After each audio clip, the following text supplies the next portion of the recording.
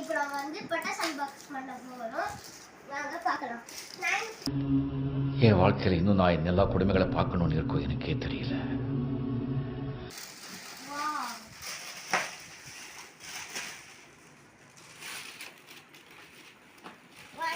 அந்த அறையில தான் அவன் முகத்துல ஒரு வித்தியாசமான மாற்றத்தை நான் கவனிச்சேன். அது வரைக்கும் கங்காவை அந்த மாதிரி ஒரு நிலையில நான் பார்த்ததே இல்லை. She was in a psychic vibration.